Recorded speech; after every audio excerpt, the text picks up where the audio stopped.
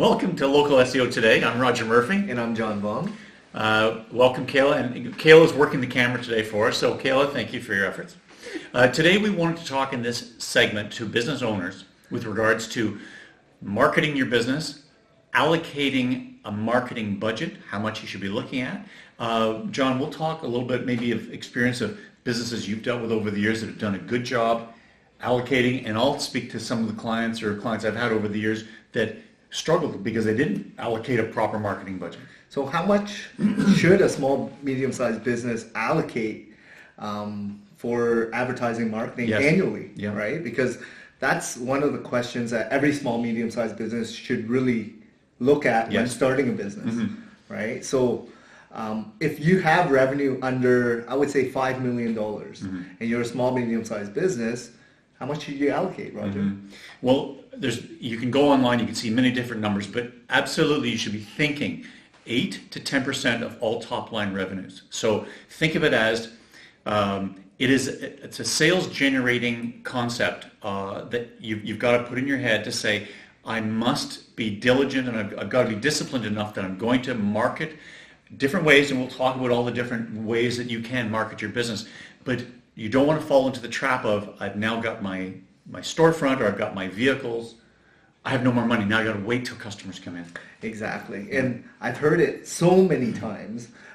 People who are just starting their venture, they sign a lease for X amount, and they spent hundreds of thousands of dollars renovating their storefront. Sure. And maybe they spent a lot of money on signage. However, they didn't allocate enough on the grand opening and marketing and getting people to actually know that you exist, right? So that's one of the biggest pitfalls as a small business owner, that they don't really, plan ahead, right? So for a small, medium-sized business, I'm sure you've faced them throughout the years. I mean, some of the challenges that they've gone through.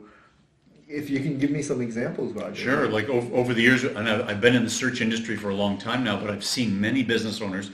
I've seen great operators, and I've seen ones that have struggled, and they have great intent, and they've got, I know that they're really good at what they do. They might be plumbers, they could have been roofers, they could have been any service type industry that I was working with, but I'd see the ones where they've got this fancy new truck, or this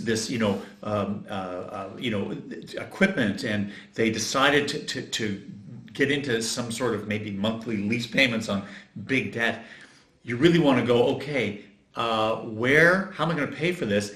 I need to go after new customers that don't know of me. So you can't just sit there with a new vehicle and say, okay, I've got this equipment now, I'm ready, where are the customers?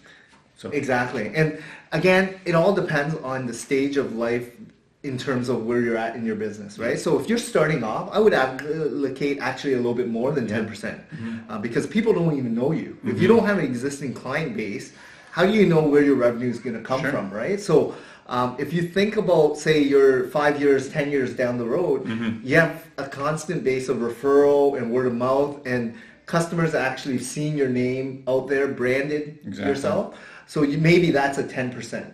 But at the beginning, I would even allocate a little bit more than the 10%. Yep. Right? What happens, I've seen this experience also, where business owners, again, with all good intention, they talk themselves into, I do a really good job, I get referred all over the place, that will keep me busy, that will get me to grow. And the truth is, the idea of marketing is you've got to get your message out there to other people that don't know of you today. You cannot... no business will grow based on just referral business. There are some exceptions, but generally speaking, you need to replace customers after you've looked after them, taken care of them. So that steady stream of ready-to-buy customers, you've got to allocate this budget for it. Yeah, and also it doesn't matter if it's a product-based or service-based business, because recurring revenue, if they stop coming back to you, you need to replace that new client, right? And where does it come from?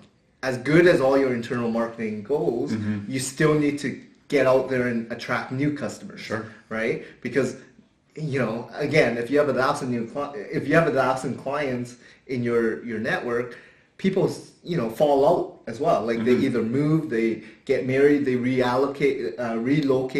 There's situations that happen, and you have to replace that, right? So, always think about making sure you're marketing your business, and there's so many different places you can market your business, and it all depends on what kind of business you are running, right? So if you are in a storefront, for instance, and you have a lot of promos and events going on, maybe the local newspaper will drive that new sale, right? But if it's more of a networking or relationship, maybe board of trades and networking events might work for you, right? But I really believe having a website, making sure that it's properly optimized, making sure you invest in nice brochures, nice business cards, nice marketing materials. That's what drives people to actually want to do business with you, right? You've got to get your name out there. Yes, you've got to, if you've got a vehicle or service vehicles, make sure you're advertising, because that's like a billboard. But the truth is anything you do offline really is going to drive them online. So is it a Facebook page you've got? Is it Instagram? There's Pinterest. There's so many ways to get your message and stay connected with customers out there. Of course, Google, which is where most people search today when they're searching for something and they're ready to buy. But it all takes money, and it's a discipline to say, I'm going to allocate these funds to make sure I'm known out there. Don't rely on, now I've got 2 or 3 customers and they're the bulk of my business. I don't need anyone else. If you have that mindset also and you lose one of your customers, John, you lose what? 20-30% of your business. Exactly. So, and another thing is, don't rely heavily on just one big customer. No. Make sure you have multiple smaller customers so that it's easy to replace, right? So in terms of like marketing in general, where do you advertise for your business, right? So it all depends on where you're located, how competitive it is, and try different avenues, right? Like have a complete media mix of different ways to generate new clients, right? Face-to-face, print media, online, digital media, whatever it is, just try it and track everything in terms of performance, so you know exactly how much is going out and how much is coming in. Exactly. And the ones that aren't coming in, like it's not even equating to how much you're putting out, maybe don't continue with them. Right? It's I guess the word they use these days, and maybe it's an overused word, but it's pivot. If you have to try so many things, and you don't want to reinvent the wheel in your industry. You can look at what all the successful businesses are doing around you that are in your industry, but you don't you don't want to just rely on getting your message out there once. You've got to get a message out there ongoing to tell your story. Exactly. And and use best practices, right? Like making sure if it's print media, the headline stands out, making sure you have images, brand, story, call to action, make it simple, and there has to be some sort of, what's in it for me kind of thing, right? So and if it doesn't work, you pivot and try something else. Exactly. Learn on the experience of others, but just be flexible enough to know, okay, I've got to get my message out there. You could have flyers, John. We could do, as you say, local newspaper, your signage on vehicles, storefront, business cards, do your social media, and at the end, all these different things will I guess if we should really touch on, it's called touch points, but there's so many places where a customer, before they end up with you, they may have heard of you, they may have seen, but they're going to need to see you in different places before they pick up that phone or make that email inquiry to you. Exactly. So keep it consistent. Make sure the brand and message is across all mediums, and be professional, right? So, that's pretty much what we would strive in terms of a small, medium-sized business. Allocate at least 10% in terms of your top line revenue for marketing, advertising, because that will make sure that you sustain your business and continue growing at a reasonable rate. Yep. And in the world of any new business, and we're talking about new businesses today, the life cycle of a new business, when you're in the growth stage, you need to allocate and invest. You're not in the harvesting stage of an established business for 20, 30 years that now you've had business going and you're going in a different direction. Maybe you're going to sell the business, or who knows what you're going to do.